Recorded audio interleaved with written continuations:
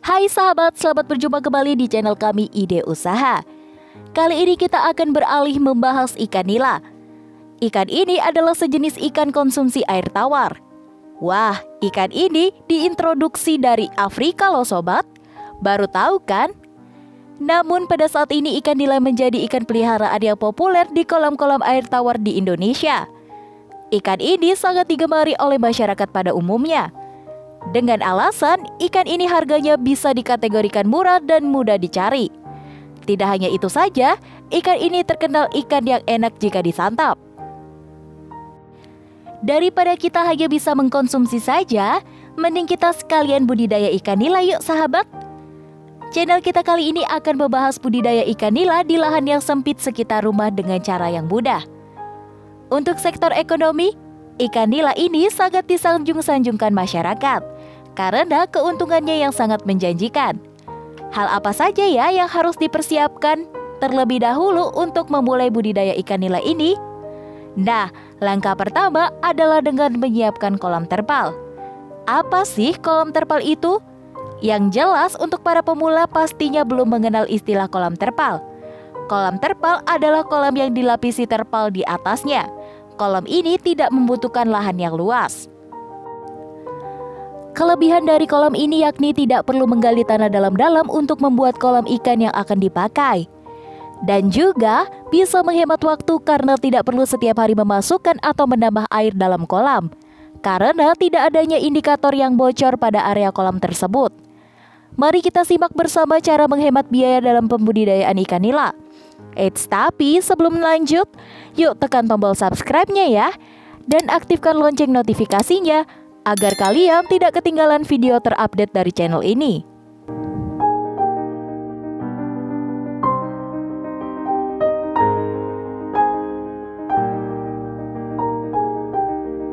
Number 1. Siapkan kolam terpal.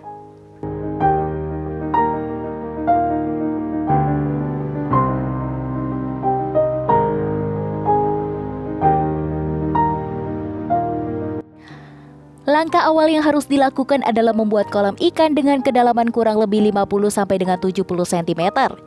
Kenapa harus demikian? Yakni agar ikan lebih leluasa dalam berenang dan beradaptasi dengan lingkungannya.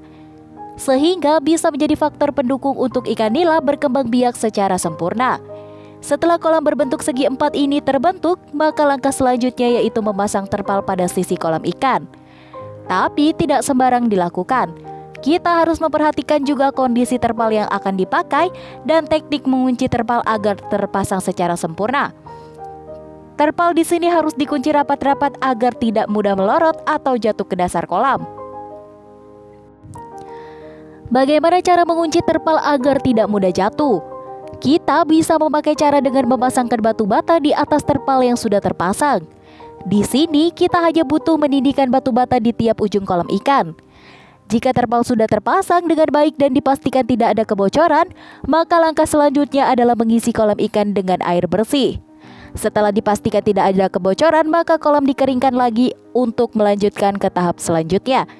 Jangan lupa untuk menaburkan lapisan kolam dengan kapur sebanyak 25 gram atau 1 kg per meter persegi.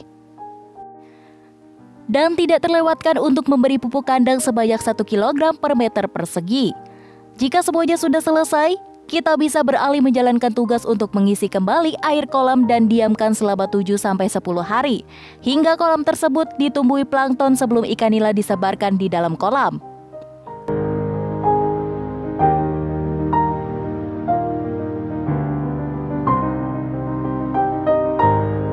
Number 2. Penebaran bibit dan perawatannya.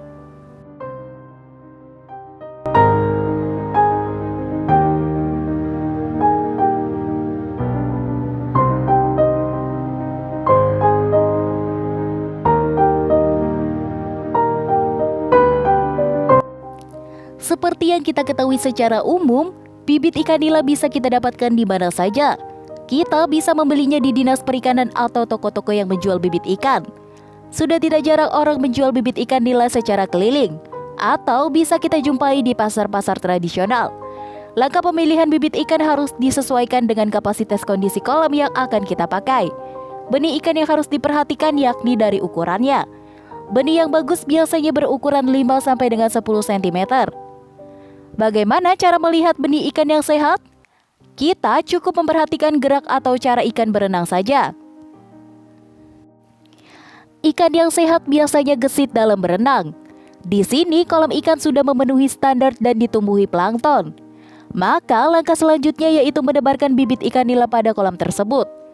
Bibit ikan nila yang akan disebarkan seharusnya 5 sampai dengan 10 ekor per meter persegi. Langkah selanjutnya yang harus dilakukan dalam budidaya ikan nila ini adalah pemilihan pakan yang baik untuk ikan nila tersebut. Carilah pakan yang berkualitas dan terjamin kesehatannya. Kita juga harus memperhatikan kelayakan makanan yang akan dikonsumsi oleh ikan nila. Pakan ikan nila yang biasanya kita ketahui yaitu palet. Dengan komposisi 70 sampai dengan 80% protein, lemak 70%, karbohidrat 70%, serta daun-daunan. Memang tidak semudah yang kita bayangkan ya sahabat. Di dalam budidaya ikan nila, kita harus memiliki aspek yang sudah dipikirkan secara matang-matang. Pakan ikan nila cukup mudah untuk didapatkan. Di toko-toko sudah banyak yang menjualnya. Cukup kita teliti saja dalam membelinya. Jangan sampai kita membeli pakan yang sudah kadaluarsa atau pakan yang sudah terkena air sehingga kondisi pakan menjadi basah dan lembek.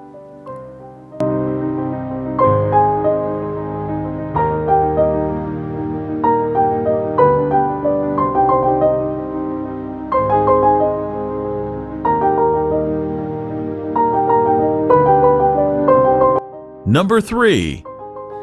Mengobati penyakit dan cara penanganannya.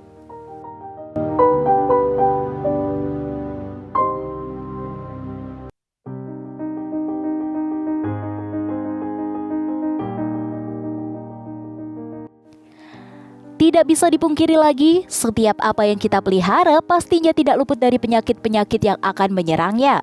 Namun, kita harus antisipasi diri. Seperti kata pepatah, lebih baik menjaga daripada mengobati. Setiap penyakit pasti ada cara penyembuhannya dan juga obatnya. Jadi tidak perlu dirisaukan lagi. Ada beberapa penyakit yang bisa terjadi pada ikan nila. Apa saja ya? Yuk kita pelajari bersama-sama ya.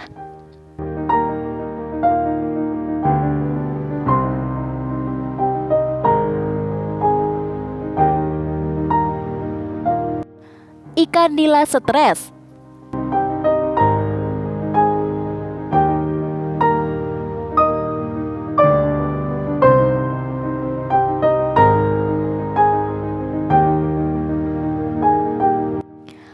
Biasanya hal ini seringkali terjadi diakibatkan karena air kolam yang jarang diganti sehingga air menjadi keruh dan kotor.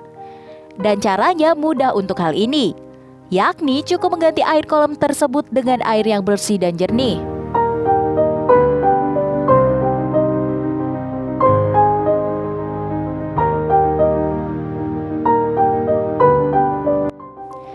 Ikan kurang nafsu makan.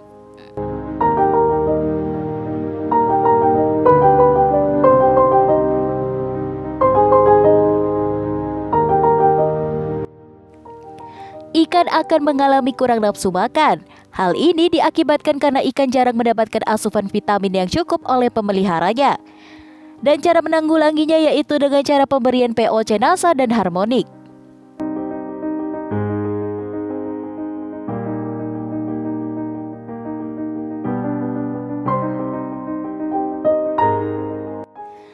Ikan terserang parasit.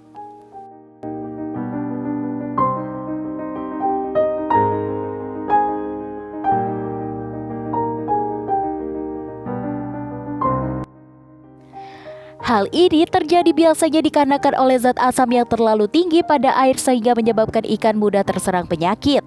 Kemudian cara menanganinya yaitu dengan cara memisahkan ikan yang terserang penyakit dengan ikan yang masih dalam keadaan sehat.